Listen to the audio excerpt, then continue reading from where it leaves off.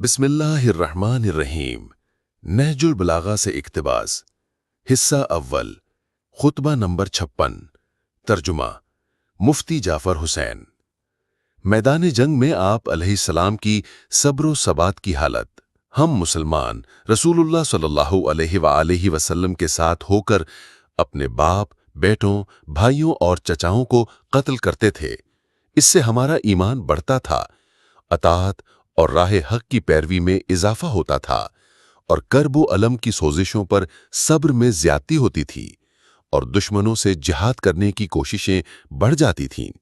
جہاد کی صورت یہ تھی کہ ہم میں اس کا ایک شخص اور فوج دشمن کا کوئی سپاہی دونوں مردوں کی طرح آپس میں بھڑتے تھے اور جان لینے کے لیے ایک دوسرے پر جھپٹتے پڑتے تھے کہ کون اپنے حریف کو موت کا پیالہ پلاتا ہے۔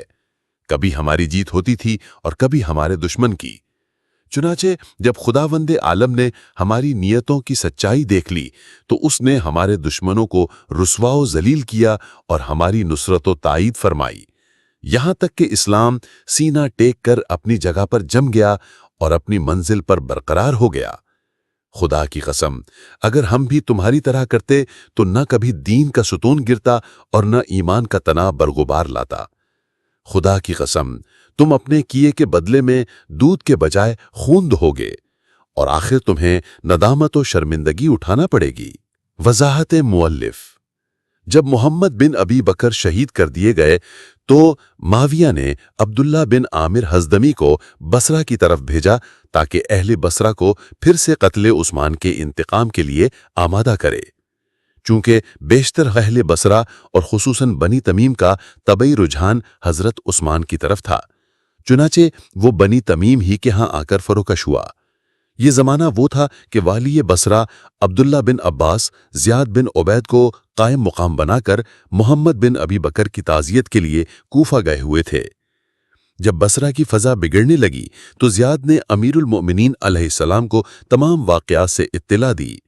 حضرت نے کوفے کے بنی تمیم کو بصرہ کے لیے آمادہ کرنا چاہا، مگر انہوں نے چپ سادھ لی اور کوئی جواب نہ دیا۔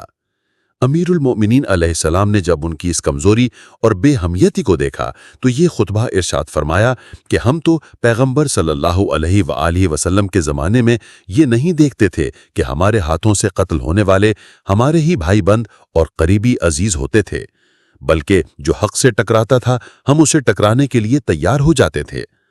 اور اگر ہم بھی تمہاری طرح غفلت و بے عملی کی راہ پر چلتے تو نہ دین کی بنیادیں مضبوط ہوتیں اور نہ اسلام پروان چڑھتا۔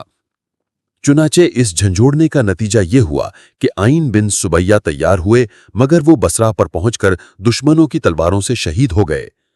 پھر حضرت نے جاریہ بن قدامہ کو بنی تمیم کے 50 افراد کے ساتھ روانہ کیا۔ انہوں نے اپنے قوم و قبیلے کو سمجھانے بجھانے کی سر توڑ کوششیں کیں، مگر وہ راہ راست پر آنے کے بجائے گالم گلوچ اور دست درازی پر اتر آئے۔ تو جاریہ نے زیاد اور بنی ازد کو اپنی مدد کے لیے پکارا۔ ان کے پہنچتے ہی ابن ازدمی بھی اپنی جماعت کو لے کر نکل آیا۔